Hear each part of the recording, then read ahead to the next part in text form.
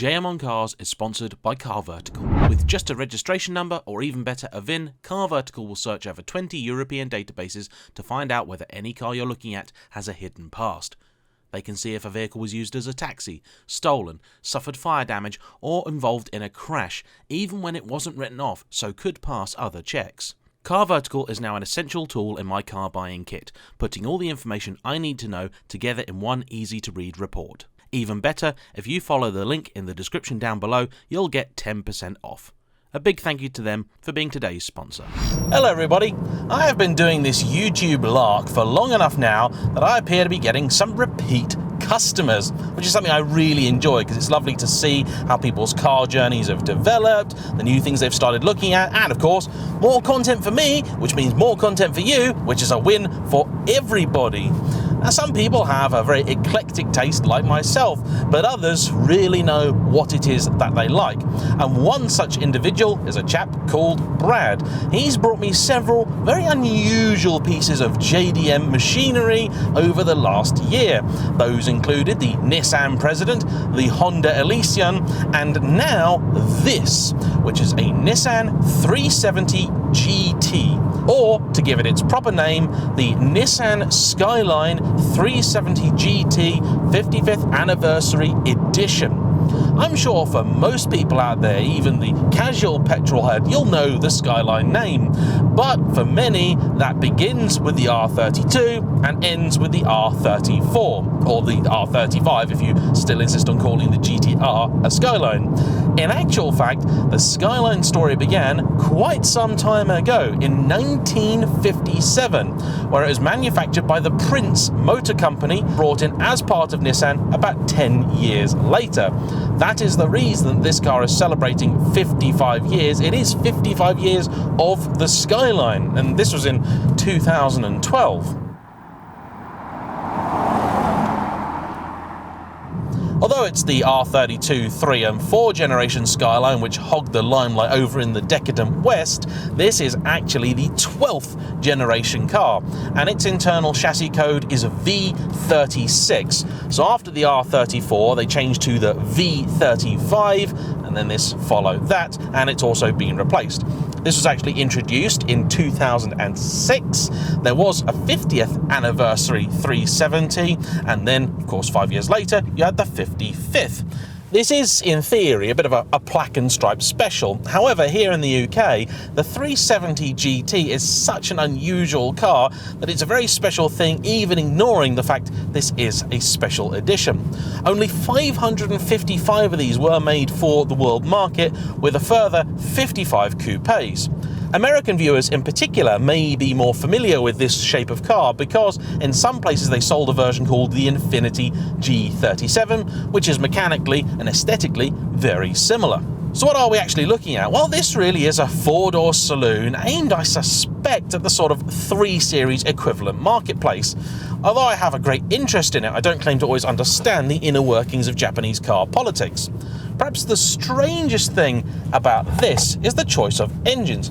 You could have this 3.7 litre naturally aspirated V6, pretty much the same engine you'd find in a 370Z, and it produces here 333 horsepower, or you could get the 250 badged car, which I had simply assumed would be a 2.5 litre 4-cylinder. Nope, not the case at all. It is in fact a 2.5 litre V6. Weird. Those were your 2 engines to choose from, and there were a few different trim levels as well. You could have the base car, which had cloth seats and nothing really that fancy, or you could have the Type P, which stood for premium and would get you some little extras like a nicer interior, all that kind of stuff, and then the Type S, which is the sporty one. Or you could have the SP, which combined the best bits of both.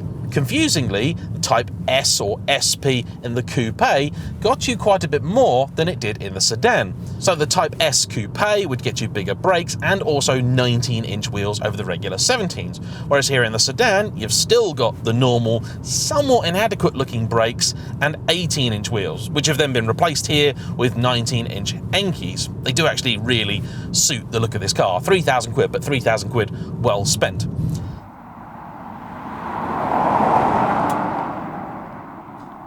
Despite the odd flourish here and there, like this carbon fibre steering wheel, this was not a particularly expensive car when it was new. The original retail price in Japan of the 55th anniversary edition was less than about £30,000. These days, if you could actually find something like this here in the UK, you'd probably be looking at around about 10 grand to pick one up.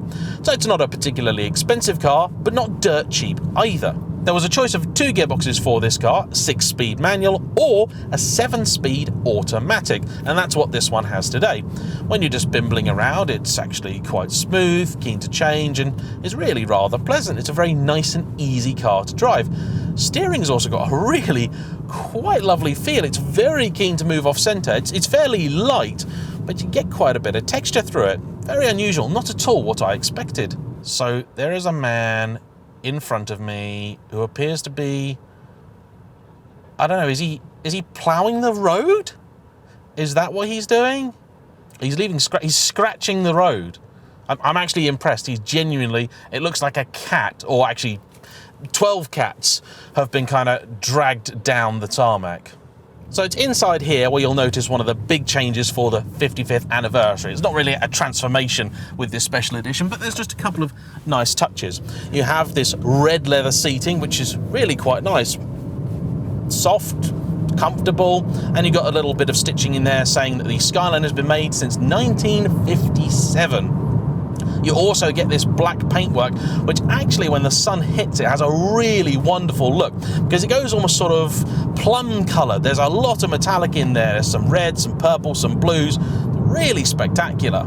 This car is what they call the Type SP, so it has pretty much all of the options. You've got cameras everywhere, lots of nice things, but you also got a sport suspension, which has subsequently been thrown in the bin and replaced with some Nismo items.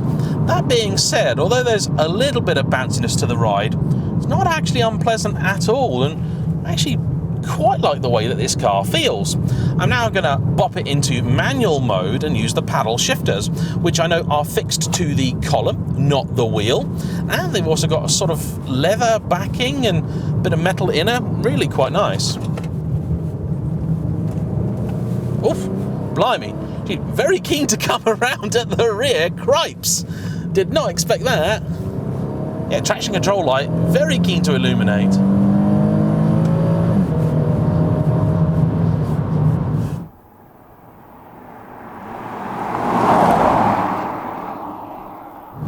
Gearbox is pretty dim-witted.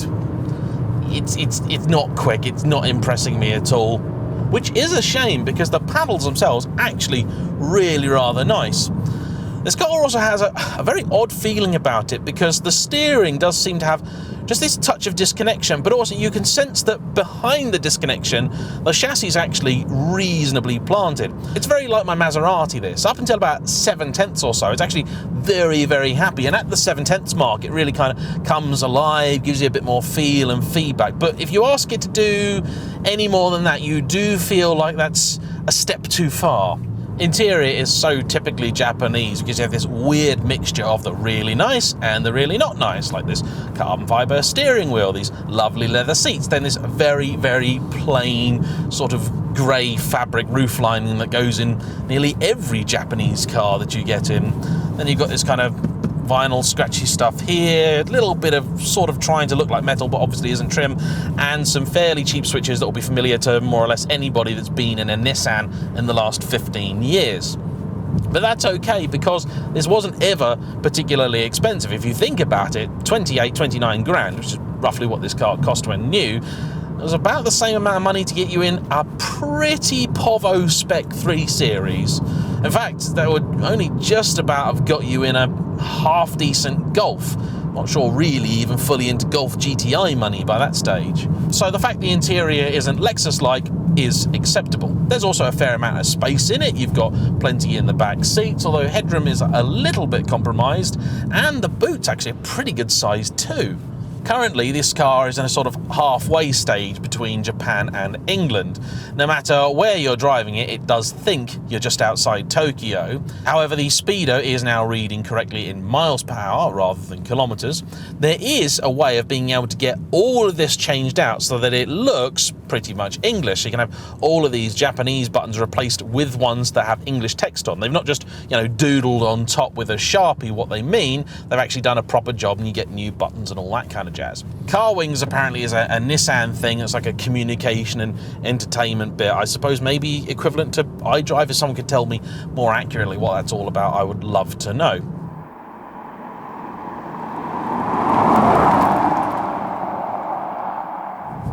You know, I've just worked out what this steering kind of reminds me of. It reminds me more of sort of Alfa Romeos. It's got that kind of quickness to it that a Giulia does. And in fact, this is not really something that I expected at all, and not something I can really remember experiencing in the 370s when I've driven those. For manoeuvring around town, it's actually very nice and easy. Visibility is very good. Having cameras everywhere is really helpful. You can activate some of them manually if you press one of the buttons up here. They've got them even on the wing mirrors as well, which is really quite nice. The brakes, despite not being the most powerful, are fairly easy to modulate. They're nice to use.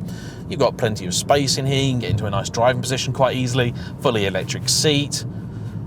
The dash, although not fancy, is nice and clear and easy to read. As a car, this works really quite well. And it is, for £10,000, a very good way of getting into something that's going to make people go, ooh, what's that? I've never seen one of those before. The engine actually pulls reasonably well from fairly low down. It's not got the most torque because it's a naturally aspirated lump, but works quite well. So let's have one last crack at a fun road then to see how she fares on the twisty stuff. I keep going to move the gear lever left to put it in manual, but no, you got to move it right. And also, as you'd expect, indicator is on the right-hand side, typical with all Japanese cars. There we go. Ooh, let's have second. Oh, blimey, bleeding heck. It took a long time to drop itself into second there. Didn't expect that.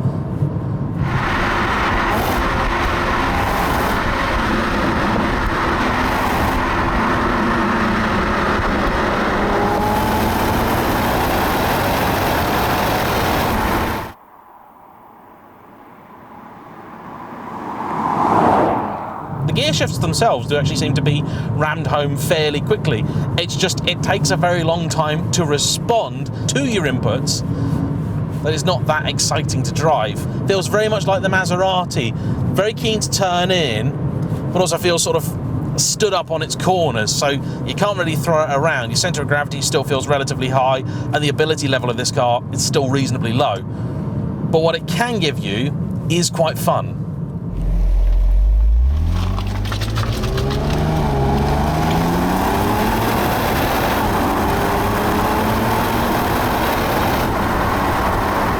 When you do really start to press onto, the seats become a little bit less helpful because they feel like they've got a bit of side bolstering. In practice, well, they don't really have any interest in holding you in at all. But they are quite comfortable. And actually, I'm very pleased with the suspension because you say Nismo suspension and my first thought is like, oh, this is going to be horrendous. Japanese roads are notoriously smooth. Yet to experience them for myself, tragically. But no, hopefully it will be happening fairly soon. And British roads, you see, are not. So whenever you have a car that comes over from Japan on Japanese suspension, Japanese sporty suspension, never very good combo. But this actually works much better than I thought it might. It's really quite well judged.